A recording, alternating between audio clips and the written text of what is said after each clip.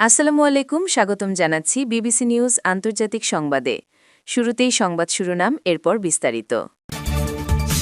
নীরবতা ভেঙে কঠিন যে হুঁশিয়ারি দিলেন ইরানের সর্বোচ্চ নেতা। ট্রাম্পের কঠোর সমালোচনা ব্রাজিলের প্রেসিডেন্টের। বুধবারের মধ্যে চুক্তি না করলে ইরানে আবার হামলা শুরু। যুক্তরাষ্ট্রের সঙ্গে দ্বিতীয় দফা আলোচনায় বসবে কিনা জানালো ইরান। দর্শক, এতক্ষণ শুনছিলেন সংবাদ শিরোনাম। এখন বিস্তারিত। আপনি যদি ইসরায়েলের ধ্বংস চান এবং মুসলিমদের পাশে থাকেন, তাহলে ভিডিওতে লাইক করে চ্যানেলটি অবশ্যই সাবস্ক্রাইব করে দিবেন এবং আপনার মূল্যবান মতামত অবশ্যই কমেন্টে লিখে জানিয়ে দিবেন। এখন বিস্তারিত। নীরবতা ভেঙে কঠিন যে হুঁশিয়ারি দিলেন ইরানের সর্বোচ্চ নেতা।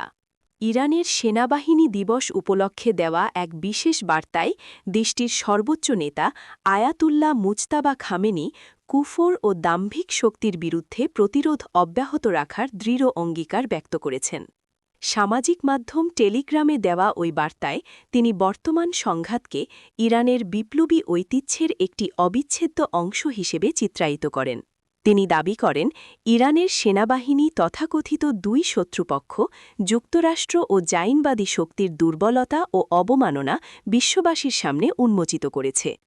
মুজতাবা খামেনি তার বার্তায় ইরানি বাহিনীর সামরিক সক্ষমতার প্রশংসা করে বলেন, সেনাবাহিনীর ড্রোনগুলো আমেরিকান ও জাইনবাদী অপরাধীদের ওপর বজ্রপাতের মতো আঘাত হানছে।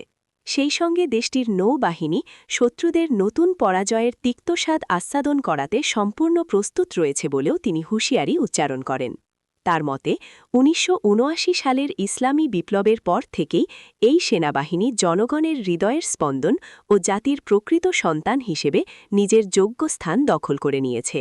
বর্তমান যুদ্ধকে তিনি যুক্তরাষ্ট্র ও জাইনবাদী শাসনামল কর্তৃক ইরানের মহান জাতির ওপর চাপিয়ে দেওয়া যুদ্ধ হিসেবে অভিহিত করেছেন। এই বার্তায় তিনি তার পূর্বসূরি এবং আততায়ীর হাতে নিহত পিতা আয়াতুল্লাহ আলী খামেনির প্রতি গভীর শ্রদ্ধা নিবেদন করেন। তিনি উল্লেখ করেন, বিপ্লবের প্রথম দশক থেকেই তার পিতা সেনাবাহিনীর সুরক্ষা ও এর সক্ষমতা বৃদ্ধিতে নিরলস প্রচেষ্টা চালিয়েছিলেন। উল্লেখ্য, গত ফেব্রুয়ারি মাসে যুদ্ধ শুরুর প্রাক্কালে তার পিতা নিহত হবার পর দায়িত্ব গ্রহণ করলেও এখন পর্যন্ত মুজতবা খামেনিকে জনসম্মুখে দেখা যায়নি। বার্তার শেষাংশে তিনি এই চলমান যুদ্ধে নিহতদের পরিবারের প্রতি গভীর সমবেদনা জানান এবং দেশের সার্বভৌমত্ব রক্ষায় সেনাবাহিনীর ভূমিকার ভূয়সী প্রশংসা করেন। বুধবারের মধ্যে চুক্তি না করলে ইরানে আবার হামলা শুরু। যুক্তরাষ্ট্রের প্রেসিডেন্ট ডোনাল্ড ট্রাম্প হুঁশিয়ারি দিয়েছেন যে আগামী বুধবারের ২৯ এপ্রিলের মধ্যে ইরানের সাথে যুদ্ধবন্ধের দীর্ঘমেয়াদী কোনো চুক্তি না হলে তিনি যুদ্ধবিরতির মেয়াদ আর বাড়াবেন না। এয়ারফোর্স ওয়ানে থাকা সাংবাদিকদের সঙ্গে আলাপকালে তিনি বলেন, চুক্তি না হলে আবারও বোমাবর্ষণ শুরু করতে পারে মার্কিন বাহিনী।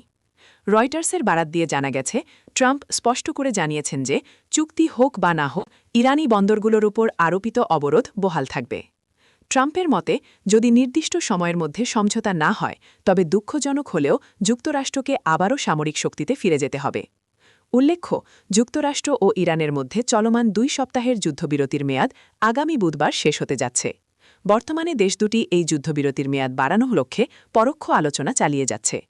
এর আগে পাকিস্তানের ইসলামাবাদে ২ দেশের মধ্যে অনুষ্ঠিত আলোচনা কোনো সমাধান ছাড়াই শেষ হয়েছিল। তবে হোয়াইট হাউস আশাবাদ ব্যক্ত করে জানিয়েছে যে তারা একটি চুক্তিতে পৌঁছানোর ব্যাপারে ইতিবাচক বোধ করছে। এখন দেখার বিষয়, বুধবারের ডেডলাইনের আগে ওয়াশিংটন ও তেহরান কোনো চূড়ান্ত সিদ্ধান্তে পৌঁছাতে পারে কিনা, নাকি মধ্যপ্রাচ্যে আবারও যুদ্ধের দামামা বেজে ওঠে। যুক্তরাষ্ট্রের সঙ্গে দ্বিতীয় দফা আলোচনায় বসবে কিনা জানালো ইরান। ওয়াশিংটনের সঙ্গে দ্বিতীয় দফা আলোচনায় বসতে ইরান এখনও সম্মত হয়নি বলে জানিয়েছে তেহরানের একটি নির্ভরযোগ্য সূত্র। ইরানের রাষ্ট্রীয় সংবাদ সংস্থা তাসনিম নিউজকে দেয়া এক সাক্ষাৎকারে নাম প্রকাশে অনিচ্ছুক ওই সূত্রটি জানায়, প্রথম দফার আলোচনার পর যুক্তরাষ্ট্র বেশ কিছু অতিরিক্ত ও অযৌক্তিক দাবি পেশ করেছে, যা তেহরানের কাছে গ্রহণযোগ্য নয়। ইরান স্পষ্ট করে জানিয়েছে যে আলোচনা চালিয়ে যেতে হলে যুক্তরাষ্ট্রকে অবশ্যই তাদের এসব বাড়তি দাবি থেকে সরে আসতে হবে। নিজেদের এই কঠোর অবস্থানের কথা ইরান ইতোমধ্যে মধ্যস্থতাকারী দেশ পাকিস্তানের মাধ্যমে ওয়াশিংটনকে জানিয়ে দিয়েছে। সূত্রটির দেয়া তথ্যমতে তেহরান আনুষ্ঠানিকভাবে মার্কিন পক্ষকে অবহিত করেছে যে তাদের দেয়া শর্তগুলো পূরণ না হওয়া পর্যন্ত দ্বিতীয় দফার সংলাপে বসার কোনো সম্ভাবনা নেই। পাকিস্তান এই বার্তা বিনিময়ের ক্ষেত্রে মাধ্যম হিসেবে কাজ করছে।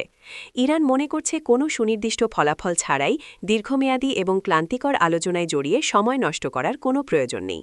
তারা কেবল তখনই আলোচনায় ফিরতে আগ্রহী যখন যুক্তরাষ্ট্র নমনীয় হবে এবং বাস্তবসম্মত প্রস্তাব নিয়ে আসবে। তেহরানের পক্ষ থেকে সাফ জানানো হয়েছে যে ফলাফলহীন কোনো প্রক্রিয়ায় অংশ নিয়ে তারা অযথা সময়ক্ষেপণ করতে চায় না। ট্রাম্পের কঠোর সমালোচনা ব্রাজিলের প্রেসিডেন্টের। বার্সেলোনায় আয়োজিত বিশ্ব নেতাদের এক আন্তর্জাতিক সম্মেলনে মধ্যপ্রাচ্য পরিস্থিতি এবং বৈশ্বিক অস্থিরতা নিয়ে কড়া সমালোচনা করেছেন ব্রাজিলের president Luiz Inacio Lula da Silva. বর্তমান বিশ্বের সংঘাতপূর্ণ পরিস্থিতিতে জাতিসংঘের নিরাপত্তা পরিষদের স্থায়ী 5 সদস্য রাষ্ট্রের ভূমিকা নিয়ে প্রশ্ন তুলে তিনি তাদের কার্যপদ্ধতি পরিবর্তনের আহ্বান জানান। লুলা স্পষ্টভাবে বলেন, মধ্যপ্রাচ্যে চলমান রক্তক্ষয়ী সংঘাত ও মানবিক বিচয়কে বন্ধ করতে এই শক্তিশালী রাষ্ট্রগুলো সম্মিলিতভাবে ব্যর্থ হয়েছে, যা বিশ্বশান্তির জন্য চরম উদ্বেগের বিষয়।